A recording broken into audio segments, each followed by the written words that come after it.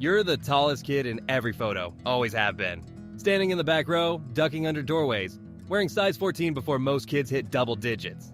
The world sees you and makes a decision. You're a basketball player. You didn't pick the position, it picked you. At first, being tall feels like a gift. Coaches get excited. Strangers ask your height before they ask your name. You get shoved into the paint. Told to post up, block shots, grab boards. You don't learn handles. You don't shoot threes. You're told to stand under the basket and clean up messes, and you do it. You set hard screens, you protect the rim, you box out every possession, you catch elbows to the face, shoulders to the ribs. And no one says anything. You score and the crowd claps. A guard hits a step-back three and the gym explodes. You start to understand the rules. You're supposed to be tough, always. You're supposed to be okay getting hit. You're supposed to smile through bruises. Run up and down the court and never ask for the ball unless it's a putback. You try to speak up, you ask for touches. Coaches nod, then call another play for the guard. You stop asking. They say you're lucky to be that big, that strong. But they don't see the work. They don't see the conditioning, the soreness in your back, the ankle you twist again and again because you're always in traffic, always on someone else's landing spot. You don't get breaks. You don't get space. Every game, you're expected to do the dirty work. Set up everyone else. Make no mistakes. Be a giant wall with soft hands and a quiet mouth. When you do your job right, nobody notices. When you mess up, you're slow, you're soft, you're wasting your height. You start staying after practice, working on post moves, hook shots, footwork. You want to be more than a rebounder, more than a body. But no one's watching. They're at the other end filming dunks and half-court stepbacks. Still, you keep showing up. You keep doing the job. Because the team needs you to. Because the game doesn't care how you feel. Because under the rim is where the pain lives, and that's where you were built to be. High school basketball is loud. The guards are flashy. The crowds are bigger. Everything moves faster, except how they see you. You're still the center. Still expected to bang in the paint, set screens, protect the rim, catch lobs if they feel like throwing them. The guards get to dribble, dance, and shoot step backs. You get told to stay on the block and wait. And you wait, sometimes for minutes at a time, watching the ball swing around the perimeter while you post up and call for it, only for the shot to go up before you touch it. When you do get the ball, the whole gym freezes. The crowd waits for you to mess up. One bad dribble, one missed hook shot, one travel. Then they laugh. But if you score, they nod. That's it. No highlights, no celebration. You get elbowed in the back every play. You catch knees to the thigh. You jump for rebounds and land on ankles. You fight for every inch of space just to be ignored on the next possession. And the coach still expects you to anchor the defense, to box out two players at once, to hedge every screen, to run full speed down the floor, even if the offense doesn't reward you. You want to show you can do more. You can pass. You can shoot mid-range. You've worked on your footwork, but you're still boxed into one role. Be the hammer, hit things, don't ask questions. The guards get all the attention. The announcer calls their name after every three. Your name only gets called when there's a foul. You keep showing up to practice early, working on your spin move, your turnaround jumper, your face-up game. You've got skill. You know it. But no one asks you to show it. During film sessions, the mistakes are yours. Why didn't you rotate faster? Why didn't you box out better? But no one says a word when the guards don't feed the post. When they let you battle alone inside against triple teams. Your teammates laugh and talk about rankings. You sit quietly, stretching your knees, feeling the weight in your joints. You're 17 and already playing like a grown man. The pain starts early for players like you. You try to stay light, to have fun, but your job is heavy. And most of the time, it feels like no one sees that. College starts with a promise. Better coaching, better competition, a fresh start. But the second you show up to campus, you realize something. Nothing has changed. You're still the big guy. Still the one they send straight to the block. Still the one expected to set screens, clean up misses, and hold the defense together. Your teammates? They shoot from anywhere. Guards pull up from 30 feet. Wings try to dunk on everyone. And you?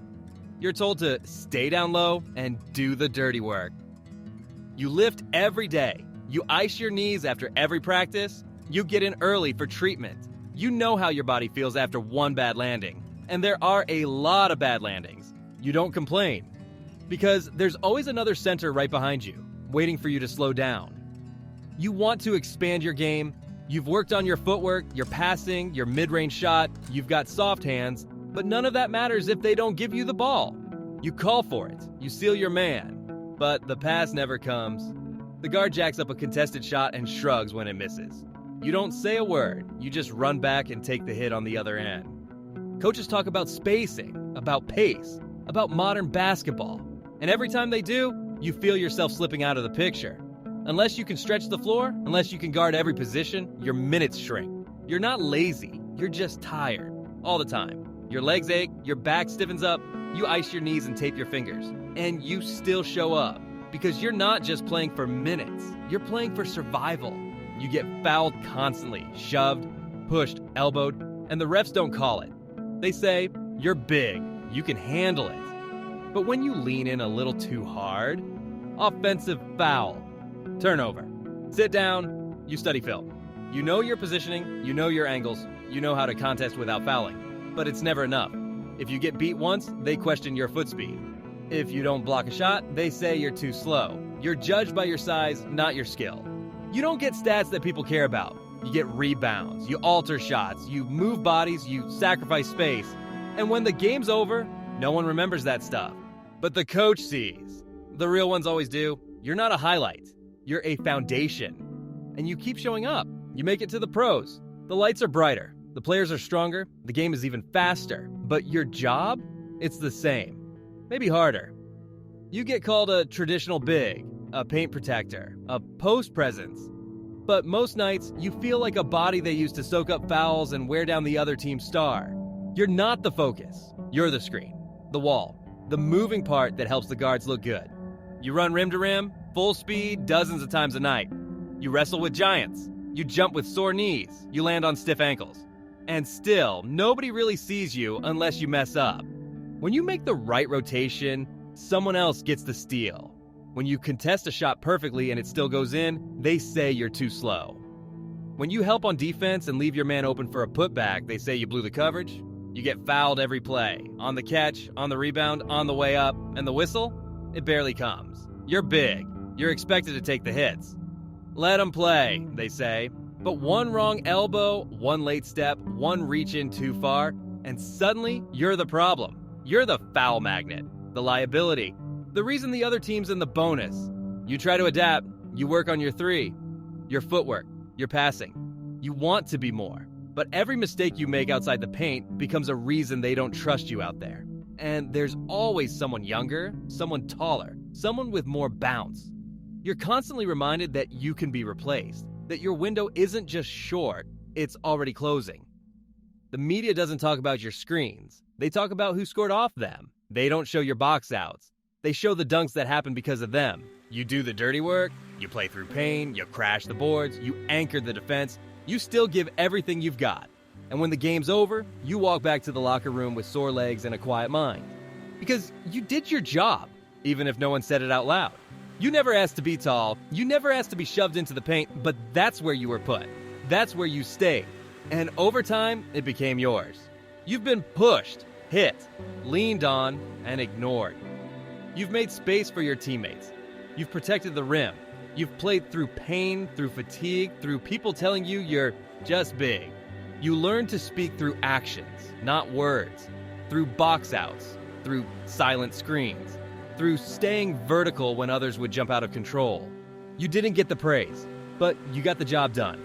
You've watched teammates fly around and get the spotlight. You've smiled from the back of the huddle while they got the interview. You never needed the camera. You just needed the court. You know how it feels to be tired before the first quarter ends, to ice both knees after a win and still feel like your name didn't matter. You know how it feels to do the hard part and get none of the credit. But you also know what it feels like to shut down a drive, to send a shot into the stands, to grab a rebound through three bodies and flip it to the guard who gets the assist. You know what it means to be the reason a game stays close, even if no one sees it. You remember the late nights, dragging yourself through recovery routines, cold tubs, tape jobs, long bus rides where you're sore and silent, staring out the window, wondering if the work you do will ever be seen, but you still show up. Because the work still matters. You remember the coaches who never yelled but gave you that quiet nod. The teammates who slapped your chest after a big stop. The moments when the game was tied and they gave you that look, like, we trust you. That's the part that stays with you. You stayed when the job got harder, when your body started to push back, when younger, fresher legs showed up to take your spot. You kept fighting, kept sprinting the floor, kept walling up in the post. You kept doing what you were built to do. Because you're not just a big man, you're the one who carried the pain on your back. You stood tall when others fell. You stayed strong when others faded. You kept showing up because the team needed you to. Because the paint doesn't protect itself. Being a center means you sacrifice shine for substance. It means you carry the weight, take the hits, and never stop moving, even when no one is watching. That's why it sucks to be a center. And that's exactly why you never stop showing up.